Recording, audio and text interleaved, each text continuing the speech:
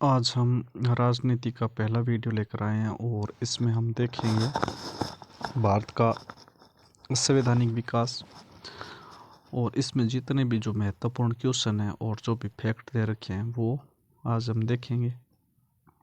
तो भारत का संवैधानिक विकास किस तरह हुआ वो हम इसमें देखेंगे और इसमें जो जितने भी महत्वपूर्ण क्वेश्चन हैं इससे संबंधित तो वो हम कंप्लीट करेंगे। आज हम एक तो रेगुलेटिंग एक्ट 1773 कंप्लीट करेंगे, पेट्स इंडिया एक्ट 1784 को भी कंप्लीट करेंगे, चार्टर एक्ट 1793 को भी कंप्लीट करेंगे और फिर 1813 और 1853 तक जितने भी जो महत्वपूर्ण क्वेश्चन है वो कंप्लीट करेंगे। तो अब हम शुरू करते हैं।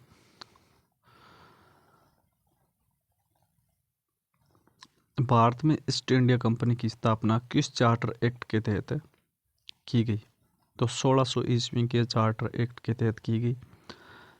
दूसरा प्रश्न आता है, महारानी एलिजाबेथ ने ईस्ट इंडिया कंपनी की स्थापना कर किसकी अध्यक्षता में पूर्वी देशों में व्यापार करने की आज्ञा प्रदान की थी? तो लॉर्ड मेयर के।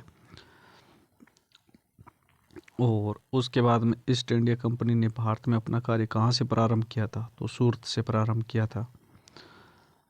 ठीक है। आंग्ल भारतीय विधि संहिताओं के निर्माण एवं विकास की नींव कहाँ से प्रारंभ होती है? तो 1600 ईस्वी के चार्टर से। फिर आगे देखते हैं, इंग्लैंड स्थित कंपनी के बोर्ड ऑफ डायरेक्टर का विधि निर्माण का अधिकार किस राजलेख द्वारा गवर्नर तथा उसकी परिषद के सदस्यों में विहित किया गया? तो सन 1726 में राजलेख चार्टर द्वारा। और किस अधिनियम द्वारा कंपनी के गवर्नर जनरल का पद सर्जित किया गया? 1773 के रेगुलेटिंग एक्ट के तहत। गवर्नर जनरल वारेन हेस्टिंग्स के 4 सदस्यीय परिषद में पार्षद कौन कौन से थे? तो वो 4 सदस्य थे, फिलिप, फ्रांसिस और क्लेवेरिंग, मॉनसन और बरवेल। तो ये 4 सदस्य थे गवर्नर जनरल वारेन हेस्टिंग्स के 4 सदस्यीय परिषद में पार्षद थे। गवर्नर जनरल तथा उसकी परिषद किसके प्रति उत्तरदायी थी? तो इंग्लैंड स्थित निदेशक बोर्ड के प्रति। एक था बोर्ड ऑफ कंट्रोल और एक बोर्ड ऑफ डायरेक्टर। ठीक है। तो इंग्लैंड में स्थित जो गवर्नर जनरल की उसकी परिषद थी उस किसके प्रति उत्तरदायी थी? तो वो इंग्लैंड स्थित निदेशक बोर्ड के प्रति। फिर आता है, ईस्ट इंडिया कंपनी के प्रबंधन शक्ति किस में निहित थी? गवर्नर जनरल और उसकी परिषद में। कोलकाता में उच्चतम न्यायालय की स्थापना किस अधिनियम द्वारा किया गया? 1773 के रेगुलेटिंग एक्ट के तहत। तो 1773 के अंतर ये एक्ट आया 1773 में और इसमें कहा गया कि कोलकाता में एक उच्चतम न्यायालय होगा।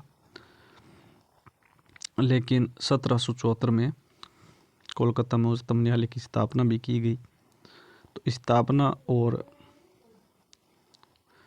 अधिनियम, जो उच्चतम न्यायालय की स्थापना किस अधिनियम द्वारा की गई, तो ये भी प्रश्न पूछा जा सकता। तो 1773 के रेगुलेटिंग एक्ट के तहत सुप्रीम कोर्ट यानी उच्चतम न्यायालय की स्थापना का प्रावधान किया गया था 1773 में और 74 में सुप्रीम कोर्ट आया था।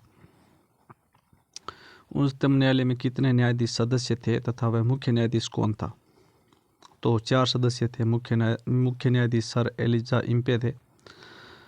किस अधिनियम द्वारा भारत के गवर्नर जनरल और उसकी काउंसिल को नियम तथा अध्यादेश जारी करने की शक्ति प्रदान की गई? तो रेगुलेटिंग एक्ट 1773 में।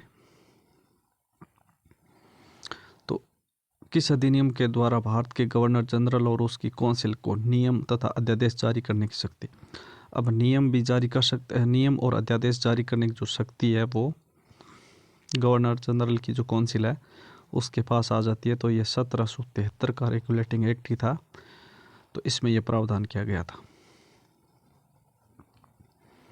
और किस अधिनियम द्वारा किस अधिनियम द्वारा भारत के लोगों से उपहार व रिश्वत लेना प्रतिबंधित कर दिया गया था? तो रेगुलेटिंग एक्ट ही था 1773 का। बंगाल का प्रथम गवर्नर जनरल कौन था? तो वारेन हेस्टिंग्स। रेगुलेटिंग एक्ट 1773 के तहत कोलकाता में उच्चतम न्यायालय की स्थापना की गई 1774 ईस्वी में। तो 1774 ईस्वी में उच्चतम न्यायालय की स्थापना की जाती है और ये प्रावधान 1773 के एक्ट के। ईस्ट इंडिया कंपनी पर सदस्य नियंत्रण का प्रथम प्रयास किस अधिनियम द्वारा किया गया? तो यह भी 1773 का ही एक्ट था। 1765 ईस्वी को एंग्लो इंडियन इतिहास का युग परिवर्तन काल किसने कहा? तो इल्बर्ट ने कहा था। ठीक है। और किस अधिनियम द्वारा भारतीय लोगों से उपहार व रिश्वत लेने को प्रतिबंधित कर दिया गया? तो रेगुलेटिंग एक्ट 1773 द्वारा। और किस एक्ट के द्वारा सर्वोच्च न्यायालय की आधिकारिकता से गवर्नर जनरल इन काउंसिल को मुक्त कर दिया गया? सन 1781 का जो सेटलमेंट एक्ट था उसके तहत। तो ये प्रश्न हमें याद होंगे। अगर हम इसे बार बार देखने की कोशिश करेंगे या फिर सुनने की कोशिश करेंगे तो इससे क्या है कि हमें कोई चीज़ एक बार हम देखते हैं तो उसमें एक बार में नहीं हो तो 2 बार देख लेना या 3 बार देख लेना। तो इससे क्या है, कोई चीज़ें हम फिक्स हो जाएगी, याद हो जाएगी अपने आप। सर्वोच्च न्यायालय की राजस्व आधिकारिकता को किस एक्ट के द्वारा समाप्त किया गया? तो 1781 के जो सेटलमेंट है उसके द्वारा। यानी सर्वोच्च न्यायालय की जो राजस्व आधिकारिकता थी, यानी जो राजस्व मामले थे वो समाप्त कर दिए गए थे 1781 के जो सेटलमेंट एक्ट आता है उसके तहत। फिर सर्वप्रथम किस गवर्नर जनरल को तथा किस अधिनियम द्वारा गवर्नर जनरल तथा मुख्य सेनापति दोनों की शक्तियां प्रदान की गई? तो ये एक्ट है, इसमें क्या लिखा है? तो सर्वप्रथम किस गवर्नर जनरल को किस अधिनियम द्वारा गवर्नर जनरल तथा मुख्य सेनापति अब दोनों की शक्तियां हैं वो प्रदान की गई और वो सर्वप्रथम किसे प्रदान की गई? तो लॉर्ड कॉर्नवालिस को 1786 के अधिनियम के द्वारा। ठीक है। और किस अधिनियम द्वारा कंपनी के व्यापारिक एवं राजनीतिक कार्यों को एक दूसरे से पृथक कर दिया गया? 1784 में पियर्स इंडिया एक्ट के तहत। तो किस अधिनियम द्वारा कंपनी के जो पूछा जा सकता है कि व्यापारिक और राजनीतिक कार्यों को एक दूसरे से अलग कर दिया गया? 1784 के पियर्स इंडिया एक्ट द्वारा। कंपनी में कर्मचारियों पर उपहार लेने पर प्रतिबंधित कब लगाया गया? तो हम उपहार नहीं ले सकते। तो ये 1784 का एक्ट आता है उसके तहत उपहार नहीं ले सकते अंग्रेज।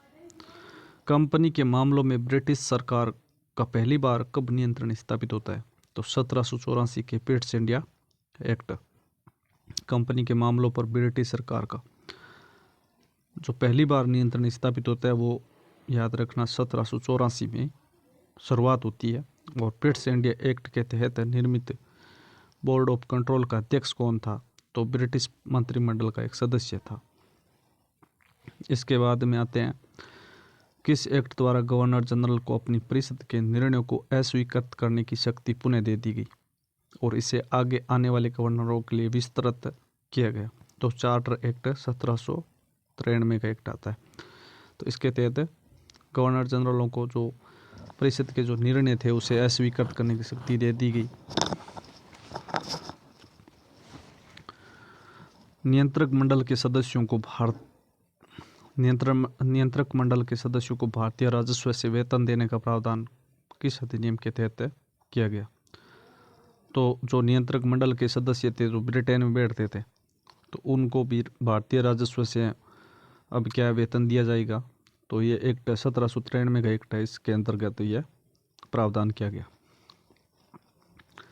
तो ईसाई मिशनरियों को भारत में धर्म प्रचार की अनुमति कौन सा राजलेख प्रदान करता है? तो 1813 का है। तो इसमें ईसाई मिशनरी वो व्यापार के लिए भी आ सकते थे और धर्म प्रचार के लिए भी आ सकते थे। इसमें छूट दी गई थी। 1813 के चार्टर द्वारा भारतीयों की शिक्षा पर व्यय के लिए कितनी राशि नियमित की गई थी? तो 1,00,000 रुपये। 1,00,000 रुपये 1813 के चार्टर के तहत ही। तो ये इम्पोर्टेंट है सबसे ज़्यादा। ईसाई मिशनरियों को भारत में धर्म प्रचार की अनुमति का कौन सा राजलेख प्रदान करता है? तो 1813 है। और 1813 का चार्टर द्वारा भारतीयों को शिक्षा पर व्यय कितनी राशि प्रदान की गई? तो ये भी इसमें इम्पोर्टेंट है। तो 1,00,000 रुपये थी। भारत में आकर बसने तथा व्यापार करने के लिए आने वाले अंग्रेजों को लाइसेंस लेना किस चार्टर द्वारा अनिवार्य कर दिया गया? 1813 का चार्टर एक्ट है। किस अधिनियम द्वारा गवर्नर जनरल के सदस्यों की संख्या 4 से 3 कर दी गई, जिसमें एक प्रांत का मुख्य सेनापति होना अनिवार्य था? 1784 के पिट्स इंडिया एक्ट। तो जो गवर्नर जनरल थे उनके सदस्यों की संख्या 4 से 3 कर दी गई, जिसमें एक प्रांत का मुख्य सेनापति होना अनिवार्य था। तो वो 1784 के पिट्स इंडिया एक्ट में किया गया। मुख्य सेनापति का गवर्नर जनरल की परिषद का सवती सदस्य होने का अधिकार कब समाप्त हो गया? तो 1793 में यह अधिकार समाप्त हो गया। भाई जो मुख्य सदस्य था वो गवर्नर जनरल की जो परिषद थी उसमें स्वयं सदस्य बन जाता था। तो ऐसा जो अधिकार था वो 93 के एक्ट में समाप्त कर दिया गया। ईस्ट इंडिया कंपनी के व्यापारिक अधिकार को किस अधिनियम द्वारा समाप्त कर दिया गया? 1833 के राजलेख द्वारा। ईस्ट इंडिया कंपनी, अब कंपनी के हाथों से जो व्यापार था, व्यापारिक अधिकार एक अधिकार था, व्यापारिक अधिकार को किस अधिनियम द्वारा समाप्त कर? 1833 के द्वारा। 1833 का जो एक्ट था उसके तहत समाप्त कर दिया गया। भारत का गवर्नर जनरल कौन था? तो लॉर्ड विलियम बेंटिक था गवर्नर जनरल। भारत का जो प्रथम गवर्नर जनरल था वो लॉर्ड विलियम बेंटिक था। और इसमें किस अधिनियम द्वारा गवर्नर जनरल की परिषद में विधि सदस्य की नियुक्ति का प्रावधान किया गया? एक विधि सदस्य भी होगा। तो 1833 का जो एक्ट था उसके तहत किया गया। अंग्रेजों को किस अधिनियम के तहत बिना लाइसेंस भारत आने जाने, बसने तथा व्यापार करने की स्वतंत्रता प्रदान की गई? तो 1833 का अधिनियम था, उसके तहत वो आ सकते थे, बस सकते थे, व्यापार कर सकते थे, कुछ भी धर्म प्रचार भी कर सकते थे। तो उसमें लाइसेंस लेना अनिवार्य किया गया था 1813 के एक्ट के तहत। और अब ये एक्ट भी समाप्त, यह भी कोई ज़रूरी नहीं है कि लाइसेंस लेना अनिवार्य है। सर्वप्रथम भारत में शासन के केंद्रीयकरण का प्रयास किस अधिनियम में दिखाई देता है? तो केंद्रीयकरण का जो प्रयास है वो सर्वप्रथम 1833 के राजलेख में दिखता है। दास प्रथा को गैर कानूनी किस अधिनियम द्वारा घोषित किया गया? भाई दास प्रथा नहीं होनी चाहिए भारत में, तो 1833 का ये एक्ट था। इसमें 1843 ईस्वी के नियम 5 में इस पर रोक लगा दी गई।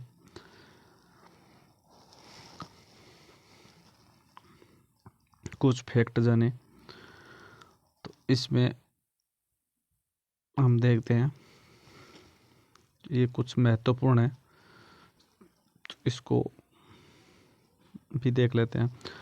तो लॉर्ड रिपन द्वारा 1883 में प्रस्तुत विधेयक, जिसमें भारतीय मजिस्ट्रेटों को भारत में बसे यूरोपियों के मुकदमे की सुनवाई का अधिकार दिया गया, जो इलबर्ट बिल में कहा जाता है। भारत परिषद अधिनियम 1861 द्वारा वायसराय को परिषद द्वारा अधिक कुशलता से कार्य संपादन हेतु नियम बनाने की शक्ति हो गई। तो 1861 द्वारा वायसराय को परिषद द्वारा, वायसराय की जो परिषद थी उसके द्वारा अधिक कुशलता से कार्य संपादन हेतु नियम बनाने की शक्ति भी इनके पास आ गई है। और वायसराय लॉर्ड कैनिंग ने विभिन्न विभाग भिन्न सदस्यों को दे दिए और उसके प्रशासन के लिए उत्तरदायी थे। जो भी सदस्य है, जिस भी डिपार्टमेंट का सदस्य होगा उसके लिए उत्तरदायी भी होगा। इस प्रकार भारत में मंत्रिमंडलीय व्यवस्था की शुरुआत होती है। 1858 के अधिनियम द्वारा भारत के गवर्नर जनरल को वायसराय कहा जाने लगा। गवर्नर जनरल और वायसराय एक ही व्यक्ति होता था।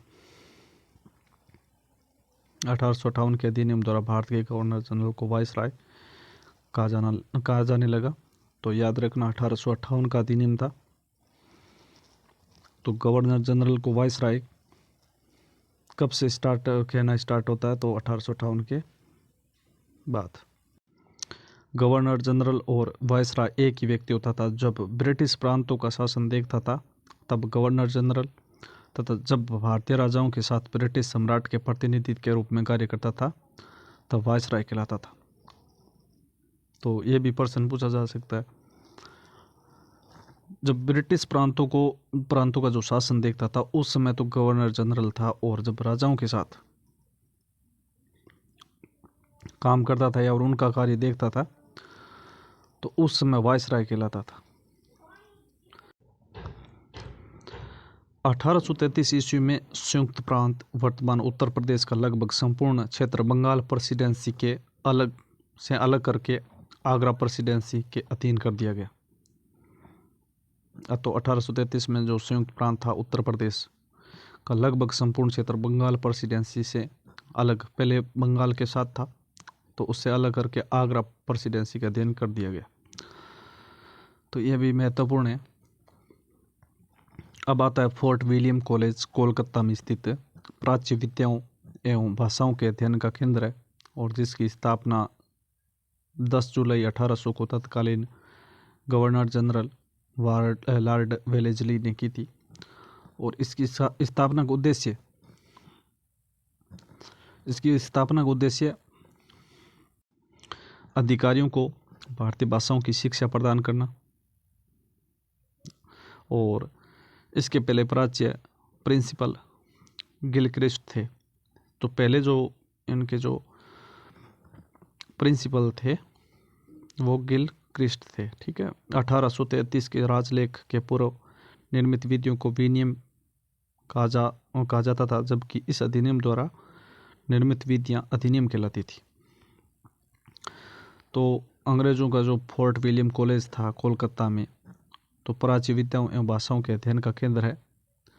तो इसकी स्थापना 10 जुलाई 1800 को तत्कालीन गवर्नर जनरल लॉर्ड वेलेस्ली ने की थी। और इसकी स्थापना का जो मुख्य उद्देश्य था वह ब्रिटिश अधिकारियों को भारतीय भाषाओं की शिक्षा प्रदान करना था। मेन उद्देश्य तो यही था। इसके जो पहले जो प्राचार्य थे यानी प्रिंसिपल थे वो गिलक्रिस्ट थे। इसके बाद में 1833 के राजलेख के पूर्व निर्मित विधियों को विनियम कहा जाता था। 1833 का जो राजलेख था उससे जो पहले जो निर्मित जो विधि बनाते थे उसको विनियम कहा जाता था। और जबकि इस अधिनियम द्वारा निर्मित विधियां अधिनियम कहलाने लगी थी। अब 1833 के बाद में जो भी अधिनियम बनेंगे वो अधिनियम कहलाएंगे, और पहले जो बनती थी वो विनियम कहलाता था। तो दूसरे शब्दों में भारत के गवर्नर जनरल की परिषद द्वारा निर्मित विधि को अधिनियम कहा जाता था। 1853 का राजलेख भारतीय शासन ब्रिटिश कालीन के इतिहास के अंतिम चार्टर राजलेख था। तो 1853 का जो राजलेख था भारतीय शासन के इतिहास में अंतिम चार्टर राजलेख माना जाता है। स्वतंत्रता के बाद भारत में पहले विधि आयोग का गठन 1955 में होता है, और इसका अध्यक्ष MC शीतलवाड़ को बनाया गया, जो भारत के प्रथम महान्यायवादी भी थे। अब आता है लॉर्ड मैकाले की अध्यक्षता में प्रथम विधि आयोग का गठन किस अधिनियम के तहत किया गया? तो 1833 के अधिनियम के तहत लॉर्ड मैकाले की अध्यक्षता में जो प्रथम विधि आयोग का गठन किया गया किस अधिनियम के तहत किया गया? 1833 के अधिनियम के तहत किया गया। सती प्रथा का अंत किस गवर्नर जनरल के द्वारा किया गया? तो विलियम बेंटिक द्वारा 1829 में, और 17 के नियम के तहत किया गया। और किस अधिनियम द्वारा भारत के 12 सदस्य विधान परिषद की स्थापना करते हुए कार्यपालिका एवं विधायिकी कर्तियों को पृथक कर दिया गया? तो 1853 का जो चार्टर एक्ट था उसके तहत भारतीय विधान परिषद में क्षेत्रीय प्रतिनिधित्व का सिद्धांत किस राजलेख द्वारा लागू हुआ? 1853 के राजलेख द्वारा। तो विधि सदस्य को कब गवर्नर जनरल की कार्यकारिणी का पूर्ण सदस्य बना दिया गया? तो 1853 के तहत, जो 1853 का एक्ट था उसके तहत विधि सदस्यों को कब गवर्नर जनरल की कार्यकारिणी का पूर्ण सदस्य बना दिया गया? तो 1853। और कर्मचारियों की नियुक्ति के लिए प्रतियोगी परीक्षाओं को आधार किस अधिनियम द्वारा बनाया गया? तो 1853 के अधिनियम द्वारा। अब कर्मचारियों की जो नियुक्ति होगी वो प्रतियोगी परीक्षाओं के आधार पर होगी, तो यह किस अधिनियम में कहा गया? तो 1853 में कहा गया। तो आज हमने जितने भी क्वेश्चन देखे हैं, तो हमने रेगुलेटिंग एक्ट 1773, 84, 93, 1813 और 1853, तो इतने ये एक्ट है हमने देखे और आगे भी देखेंगे। और जितने भी फैक्ट है, जितने भी महत्वपूर्ण क्वेश्चन हो सकते हैं जो परीक्षाओं में बार बार पूछे जा रहे हैं, उनको साथ में लेकर भी चल रहे हैं। और कोशिश यही करेंगे कि आगे भी वीडियो जल्दी लेकर आएँ आपके लिए, और अच्छा वीडियो लेकर आएँ ताकि सभी जो प्रतियोगी परीक्षा हैं उनके लिए महत्वपूर्ण हो। और धीरे धीरे अगर इसे बार बार हम देखेंगे तो हमें अपने आप याद होने लगेंगे। तो कोशिश करें, आज पहला वीडियो है, इसमें अच्छे कमेंट और लाइक भी करें ताकि आगे भी अच्छे वीडियो डालें। धन्यवाद।